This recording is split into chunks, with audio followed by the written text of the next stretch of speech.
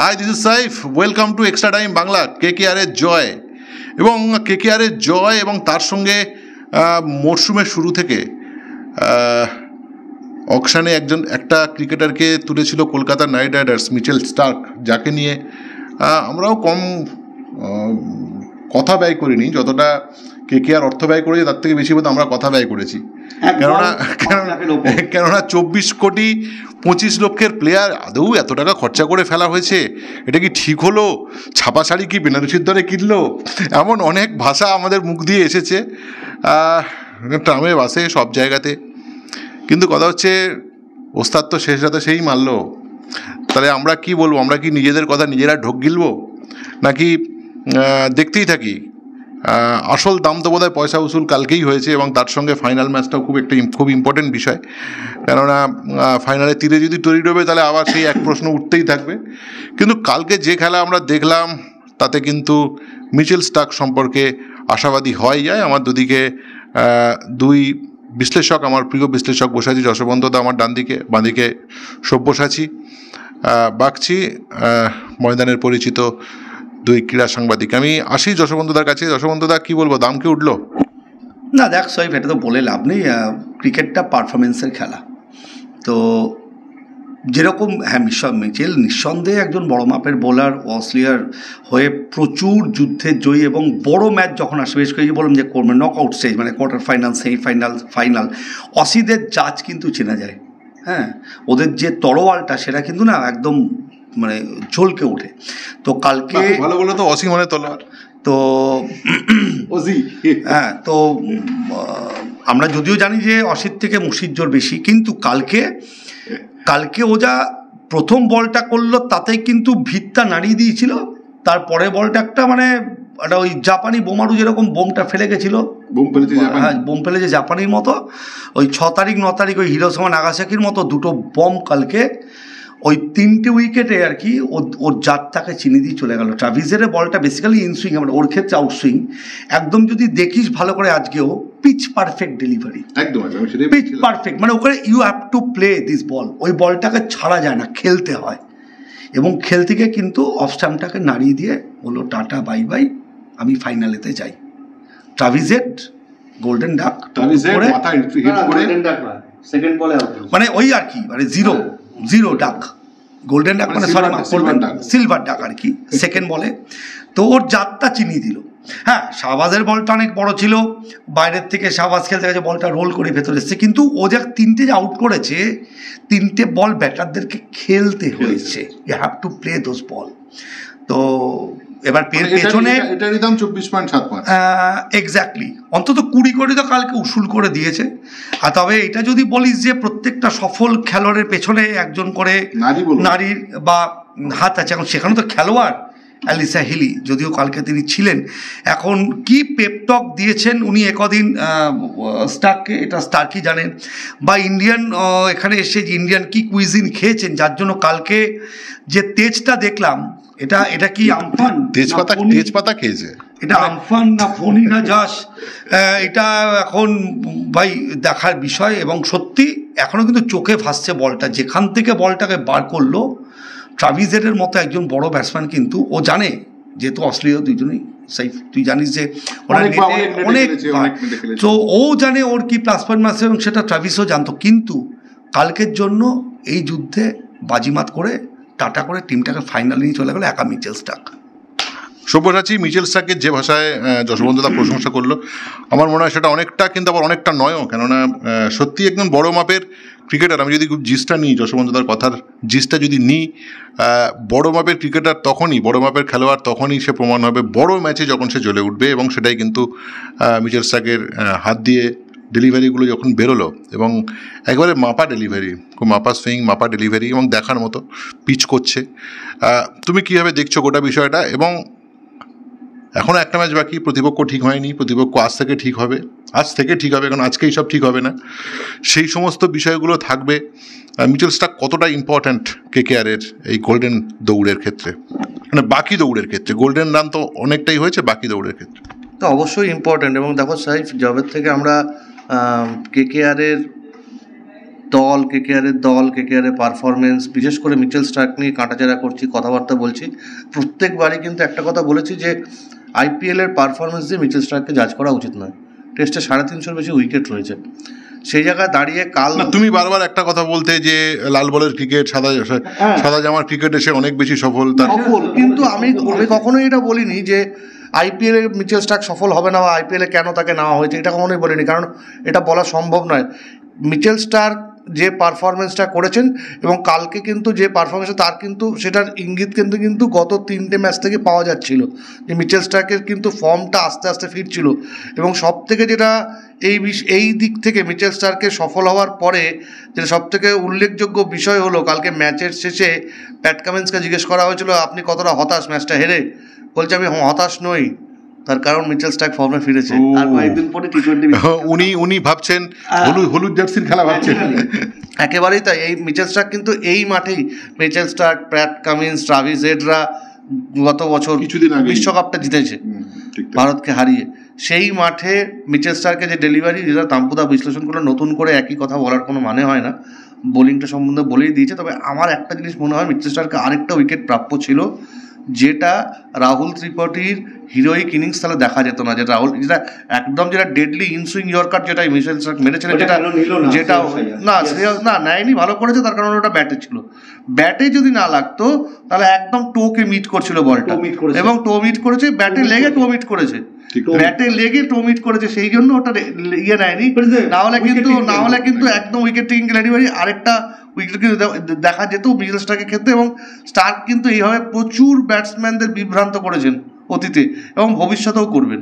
IPL final বলি, ও যেটা বললো সভ্য, যদি বলটা দেখিস, বলের আগে ফিল্ডিং সেটিংটা কিন্তু ছিল বাউন্সারের, অর্থাৎ ডিপ, অর্থাৎ একটা বোলার যখন বাউন্সার দেওয়ার মানসিক প্রস্তুতি নেয়, সে কিন্তু তখন মানে লেগের ফিল্ডারটা deep fine leg, deep square leg বা ওই ফাইনটাকে স্কোয়ারিশ করে দেয়, এই তোর স্কোয়ার লেগটাকে মিড উইকেট থেকে টেনে দেয়, সেটা ছিল করে। কিন্তু ইয়র্কারটা মানে কতটা সেট আপ করা, ব্যাটসম্যান দেখছে বাউন্সার আসছে, আমি তোমাকে বাউন্সার হিসাবে তোমাকে ট্রিট করছি, যে এমন তোমাকে দেখাচ্ছি, তোমাকে এই বাউন্সার দিচ্ছি, কিন্তু তোমাকে আমি দেবো একটা ডেডলি ইয়র্কার। এখন কথা হচ্ছে কলকাতার নাইট রাইডার্স অকশনে আমরা কি কথাটা উইথড্র করব যে অতিরিক্ত অর্থ খরচা করে ফেলেছিল? দেখ, এরকম হয়নি, আমরা দেখিনি যে একটা বোলারকে কিনতে গিয়ে প্রায় 25 কোটি টাকা ভারতীয় মুদ্রা, রেকর্ড ব্রেকিং, এবং ইনিশিয়াল পারফরমেন্স কিন্তু হতে পারে ওর হয়তো নিজেকে মানিয়ে নিতে পারছিল না। কারণ দেখ, ইন্ডিয়ান এখন একটা গরম, একটা ভ্যাপসা ওয়েদার, তার সাথে বৃষ্টি, সব মিলিয়ে খাওয়া দাওয়া, সেই হেকট্রিক স্কেডিউল। এই শহর থেকে যেমন সভ্য বললো, এখানে ম্যাচ খেলেছে, ম্যাচের পরের দিন রাতে ভোরবেলা উড়ে যেতে হচ্ছে, ওখানে খেলা হলো না, বৃষ্টি, কেম ব্যাক টু কলকাতা করেই আবার আসাম। সো সেই হেকট্রিক স্কেডিউল, এটা তো অস্বীকার করে লাভ নেই। কিন্তু এই যে জাত প্লেয়ার, আমরা ফুটবলও দেখি, তাই না, অন্য বড় ম্যাচে প্লেয়াররা বড় ম্যাচেই জ্বলে ওঠে। দেখ, কালকে বড় ম্যাচ ছিল, যে জিতবে সে ভাই ডাইরেক্ট ফাইনাল, টিমটা রেস পাবে, মানসিক ছন্দে থাকবে, শরীর মন তরতাজা, তুমি ফ্রি ফেয়ার হয়ে চাঙ্গা হয়ে একদম 200% নাবো। কিন্তু কালকে যারা হেরেছে তারা তারা বসে আছে, একটা টেনশন। আজকের ম্যাচের যারা উইনার, তাদের সাথে তাদের আবার শুক্রবার খেলে কিন্তু ফাইনাল, অর্থাৎ তারা কিন্তু টানা ম্যাচ, তুই বলতে পারিস যে তাম্পুদা তারা তো ম্যাচ খেলছে, ম্যাচের মধ্যে থাকা ভালো, কিন্তু এই ধরনের ম্যাচে যা অ্যাড্রিনালিন ক্ষরণ হয়, যা হরমোন ক্ষরণ হয়, যা চিন্তার জন্য মানসিকভাবে যতটা বিধ্বস্ত হতে হয়, তাতে মনে হয় ফায়ারিং স্কোয়াডের সামনে দাঁড়ানো ভালো। কারণ ম্যাচ পারফরমেন্স আমরা কাটাছেড়া করব, ফ্যানরা কাটাছেড়া করবে, নানা রকম। সেদিক থেকে দেখ, কেকেআর একদম কাম কুল, কালকে হালকা করে ম্যাচটা জিতে নিয়ে 7 উইকেটে সুন্দরভাবে চেন্নাই সমুদ্রের তীরে 2 দিন ঘুরবে, বেরোবে, থিতু হবে, যতটুকু বা টিমের প্লাস পয়েন্ট মাইনাস পয়েন্ট, কে কী করতে পারেনি, কে কী করতে পেরেছে, সেই জায়গাটা একটু ভরাট করে কুল সানডে ফাইনাল খেলতে নামবে। সব্যরাজি, তোমার কাছে আমি আসি যে এই যে লম্বা সময় রয়েছে ফাইনালের আগে, এটা কি অবশ্যই না, অবশ্যই। দেখো, আমরা গতকাল যে আলোচনাটা করেছি, ম্যাচের আগে যে আলোচনা করছিলাম, তখন আমরা এই বিষয়টা নিয়ে আলোচনা করেছিলাম এবং অনেক ক্রিকেট বিশেষজ্ঞরাই বলছিলেন 10 দিনের গ্যাপ একটা কোথাও হয়তো ফ্যাটিকনেস তৈরি করবে, কিন্তু হলোটা কিন্তু উল্টো। 10 দিনের গ্যাপ পেয়ে কেকেআর চাঙ্গা হলো। আর এই যে জয়, মানে নিরঙ্কুশ জয়, চলতি আইপিএলে এত এক পেশে ম্যাচ এরকম দেখা যায়নি। এবং এবারের আইপিএল, হ্যাঁ তুমি মনে করে দেখো এই আইপিএলে কোন ম্যাচ এরকম এক পেশে ভাবে শেষ হয়েছে, যেটা মনে করা হচ্ছিল খুব হার্ড ফট ম্যাচ হবে। রাহুল ত্রিপাঠীর ওই হিরো ম্যাচের প্রথম 5-6 ওভারে ঠিক হয়ে গেছে ম্যাচের ভাগ্য। একদমই তাই। রাহুল ত্রিপাঠীর ওই হিরোইক ইনিংসটা ছাড়া এসআরএইচে কিচ্ছু ছিল না, না বোলিংয়ে পেনিট্রেশন ছিল। 159, যেখানে 200 রান চেস করা যাচ্ছে না, 225 আটকানো যাচ্ছে না, সেখানে 159টা কোনো রানই নয়, অনায়াসে। এবং রাহুল আর গুরবাজ এবং সুনীল নারিন যে স্টার্টটা দিলেন, তারপরে শ্রেয়াস এবং ভেঙ্কটেশ আইয়ার 8 ওভারের জয়। তো আমার এটাই মনে হয়, তাম্পদা হয়তো একমত হবেন যে সব থেকে এক পেশে ম্যাচ, এবং এই এক পেশে ম্যাচ খেলার পরে সব দিকে যতটা যেভাবে নাইট রাইডার্স পারফর্মটা করেছে সব বিভাগে, শুধু সুনীল নারিনের বোলিংটা ছাড়া। কাল কিন্তু সুনীল নারিন এক্সপেন্সিভ ছিল, যেরকমভাবে সুনীল নারিনকে কিন্তু টার্গেট করছিল, সেটা রাহুল ত্রিপাঠী হোক বা সামাদ হোক। সামাদ প্রথম বলটাই কিন্তু সুনীলকে লঙ্ঘনের প্রতি টার্গেটেড ওভারও ছিল। দাঁড়িয়ে বরুণ চক্রবর্তীর পারফরমেন্স, হর্ষিত রানার পারফরমেন্স, যেটা মিচেল স্টার্ক বলে ভরে দিয়ে গেল, সব মিলিয়ে আমার মতে যে যদি আরসিবি ফাইনালে না ওঠে তাহলে কিন্তু কেকেআর চ্যাম্পিয়ন হওয়ার অন্যতম সেরা দাবিদার, এবং আরসিবি যদি ওঠে তাহলে কিন্তু মানে ওটা কিন্তু ডেডলি ম্যাচ হতে যাচ্ছে এই আইপিএলের। তো একটা কথা বলবো, কালকে সানরাইজার সত্যি খুব, কারণ যে সমস্ত ক্যাচ আমরা ছুটতে দেখেছি ট্রাভিস হেডের হাত থেকে বা ক্লাসেনের হাত থেকে, সেই ক্যাচগুলো এখন ক্যাচেস উইন ম্যাচেস একটা কথা আছে, কিন্তু তবুও বলবো কেকেআরের যা ব্যাটিং লাইন আপ কালকের ম্যাচে ছিল, এবং রানটা যেহেতু অল্প ছিল, তারা অত্যন্ত সফল। তাদের 20 ওভারে বোলিংয়ে 8 অসৎ মানে শতকরা মানে 8 করে রান রেট, কোনো রান রেটই না। সেই জায়গায় দাঁড়িয়ে হয়তো একটু চাপে পড়লো, কিন্তু কালকে এসআরএইচ মানে ওভারঅল প্রথম জঘন্য ক্রিকেটটা খেলেছেন, প্রথম থেকেই ব্যাকফুটে। সেটা ফার্স্ট ওভারেই কিন্তু চেনা মেজাজে প্রথম 2-3 ওভারের মধ্যেই বোঝা গেছে যে কেকেআর কালকে কিরম ভারী বুলডোজারটা চালাচ্ছে, এবং কি সহজ কাজ আমরা সবাই দেখেছি। কিন্তু এটা অজুহাত নয়, কালকে কেকেআর যেরকম চাপে রেখেছিল মানসিক শারীরিক, অর্থাৎ ক্রিকেটের যে 3টে পার্ট, ফিল্ডিং, বোলিং এবং ব্যাটিং, 3 বিভাগে কালকে দুর্মুখ। এবারে আইপিএলে সবচেয়ে কম রান করেছে, 55 রান, 3 উইকেট। ঠিক তো, ওখানেই ম্যাচটা ডিসাইড হয়ে গেছে। যারা বরং পাওয়ার প্লেতে সবচেয়ে ভালো ব্যবহার করেছে, 125 রান তুলে দিয়েছিল। এই তো একটা ম্যাচে আমার মনে আছে, প্রতিপক্ষ মনে পড়ছে না, মানে আমি মজার ছলে বলছি কিন্তু এটা, হ্যাঁ অফিস থেকে বেরিয়েছি হঠাৎ করে অনিল অবদার মেসেজ, রেডি হও 300 রান হতে পারে। হ্যাঁ আমাদের 125 রান, মানে বুঝতে পারছো তো, তার মানে কোন লেভেলে ছিল, প্রায় হয়ে যাচ্ছিল। তো সেই জায়গায় দাঁড়িয়ে তখনই কিন্তু ম্যাচটা বোঝা গিয়েছিল, খুব যদি তোমার আচ্ছা, আমরা শোতে একটা গুরুত্বপূর্ণ প্রশ্ন আমার করা হয়নি, এবং সেটা করার কথা সব্যসাচীকে নয়, আমি যশবন্ত দাকে করব। যশবন্ত দা কালকে এসআরএইচকে অর্থাৎ সানরাইজার্স হায়দ্রাবাদকে এগিয়ে রেখেছিল, এবং তার পেছনে নাকি একটা কারণ আছে, এবং সেই কারণটা একটু এই এবং সেটার কারণটা কি আমরা খোঁজা করব। তুমি কি মাদুলি রাখছো আজকাল? না, এসব নেই, কিন্তু সভ্য জামাটা কিন্তু খুব ইঙ্গিতপূর্ণ। হ্যাঁ, রং যদি কথা বলে থাকে, মানে চিরতরুণ, চির সবুজ। হ্যাঁ, জয়ের পর কিন্তু এরকম আমরা সবুজ কালারটা ইউজ করি সাধারণত। তো কেকেআরে যদিও আমি কালকে দিয়েছি সোশ্যাল মিডিয়া, পার্পেল রেন, মানে এখানে এখন যে বৃষ্টি হচ্ছে, আমি বলেছি পার্পল রেন। সো এক্স্যাক্টলি, হ্যাঁ এটা তো আমার মধ্যে টুকটাক আছে। আমি কেন এটা সকল যারা ক্রিকেট প্রত্যেকের মধ্যে, আচ্ছা ও বাদ, হ্যাঁ, তো যে টিমটা ফেভারিট টিম তাকে যদি একটু বলি যে আজকে একটু বাজে করবে বা আজকে হারলেও হারতে, সে কিন্তু জিতে যায়। তো এটা একটা কারণ। তবে আবারও বলি, ইটস এ ক্রিকেট, এটা ব্যাট বলের লড়াই। কালকে যে খারুস ক্রিকেটটা খেলেছে একদম, মানে কারণ শাহরুখ তো অরিজিনাল দিল্লির বেসিক্যালি, উনি এখন আমাদের মহাতারকা, উনি বম্বেতে থাকেন, মান্নাতে থাকেন, বান্দ্রাতে, কিন্তু ওনার মধ্যে দিল্লি আনাটা একদম বরাবর। এবার দেখুন মেন্টার, সেও দিল্লির, অর্থাৎ দিল্লি ফ্যাক্টর। এই যে একটা খারুস ক্রিকেট খেলা, দিল্লির যারা ক্রিকেটার হয় আমি দেখেছি, বিশেষ করে বীরেন্দ্র সেহবাগ বলুন, বিরাট কোহলি বলুন, একটা অ্যাগ্রেশনটা না একটা ফাটিয়ে দেওয়ার মতো এরকম ব্যাপার থাকে। তো আর আমার যেটা আবার সব্যকের প্রশ্ন, যে কালকে কেকেআর টিমে আমরা বলা বলি করছি সবাই, প্রশ্ন সব্যকে, যে আমরা সবাই বলা বলি করছিলাম যে সুনীল নারিন একজন প্রতিপক্ষকে পেয়ে তার পার্টনারকে পেয়ে একটা অদ্ভুত পার্টনারশিপ করে ফেলেছেন, সেটা হচ্ছে ফিল সল্ট। এবার সল্ট নেই, আমরা সল্ট বলতে বুঝি যে নুন। একটা টিমে যদি নুনটাই না থাকে এটা রান্নার খাবারে, তাহলে স্বাদটা কি একটু বেমালুম। সেই স্বাদটা কালকে সব্যসাচী একজন পাকা আমাদের সাংবাদিক, বহুদিন ধরে ম্যাচ কভার করছে, প্রগাঢ় জ্ঞান এবং খুব খুঁটিনাটি জ্ঞানটা খুব সুন্দর ছেলেটির আমার মনে হয় ব্যক্তিগতভাবে। তো সব্য তোর কি মানে কালকে গুরবাজ যেটা খেললো ইনিংসটা, এটা কি এক্সপেক্টেড ওর কাছ থেকে, নাকি এটা আনএক্সপেক্টেডই? কারণ গত দুটো ম্যাচে কিন্তু ও খেলতে পারেনি, ম্যাচের মধ্যে নিয়ে একটা প্রেশার, সব মিলিয়ে তোর ধারণা কি? মানে তুমি কি বলতে চাইছো যে নুনের সাথে ঘুরে মিটলো কিনা? না দেখো, আমি ওইভাবে বলছি না, একটু মানে এটা একটু বিস্তারিত বলা দরকার আছে। একটা দিক আমরা দুটো পার্ট দেখেছি। কোনো প্লেয়ার লাগাতার বসে থাকলে পরে তার কনফিডেন্স নষ্ট হয়ে যায়। আবার কিছু কিছু পারফর্মার থাকেন যারা সুযোগ পাচ্ছেন না এবং সেটাকেই কোথাও গিয়ে মনে মনে ইয়ে করছেন যে একটা সুযোগ পাবো সেখানেই বাজিমাত করব। রহমানুল্লাহ গুরবাজ দ্বিতীয়দের দলে, ওর মা ভীষণভাবে অসুস্থ, আফগানিস্তানের একটা হসপিটালে অ্যাডমিট। গুরবাজ প্রায় দেশে ফিরছিলেন, ওর মায়ের সঙ্গে যোগাযোগ রাখছিলেন। কেকেআর টিম ম্যানেজমেন্ট গুরবাজকে যথেষ্ট সাহায্য করেছে, দেশে একবার ফেরত গিয়ে আবার এসছেন।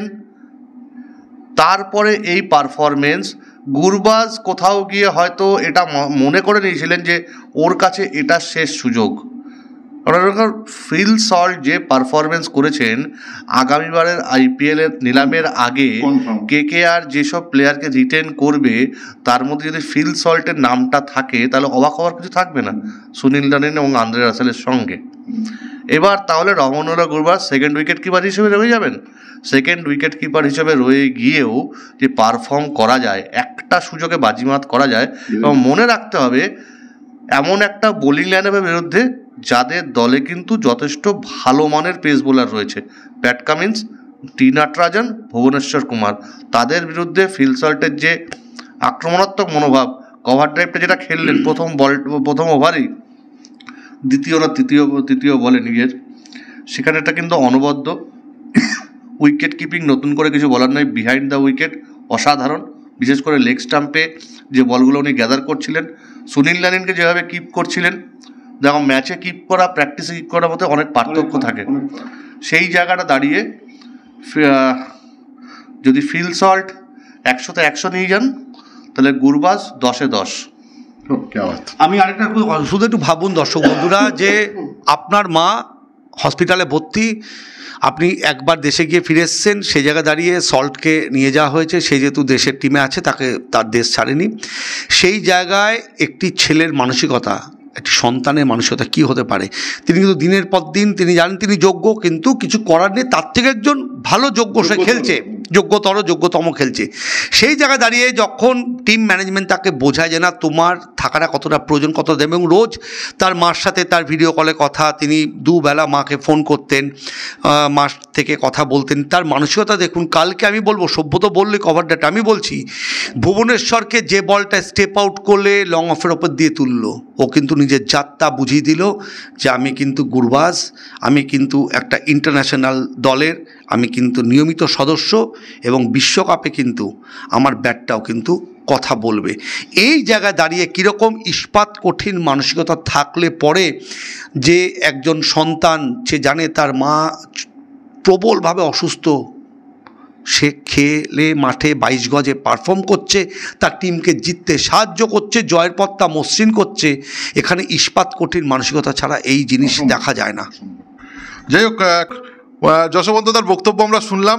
আমরা শেষ করার আগে জানাই সে পেলে শুধু একটাই কথা বলবো, ফাইনালে তুমি প্লিজ তুমি এরকম টিসুতে যেন অবশ্যই তুমি বলো যে কে আর হারবে, তাহলে অন্তত পক্ষে হারবে বলিনি, এটা কিন্তু ভুল বলছে। আমি বলেছিলাম কালকে 52-48 এই পার্সেন্টেজে এসআরএইচ এগিয়ে, আমি কিন্তু হারবে এই কথা বলিনি, আমার উপর কথা চাপানো হচ্ছে। কিন্তু অধীন প্রতিপক্ষ যেই হোক ওরকম বলো যে 48 কেকেআর আর 52 যে কোনো টিমকে দিয়ে দাও, তিনটে টিমের মধ্যে লড়াই হচ্ছে।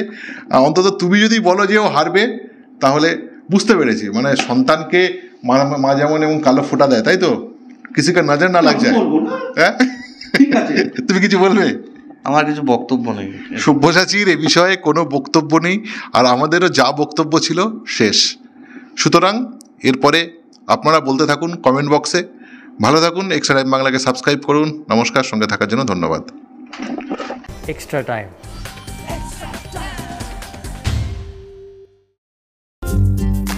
লেটেস্ট নিউজ আর এক্সক্লুসিভ ভিডিওর সঙ্গে আপডেট থাকতে এখনই সাবস্ক্রাইব করুন আমাদের ইউটিউব চ্যানেল। বেল আইকনে ক্লিক করতে ভুলবেন না যেন।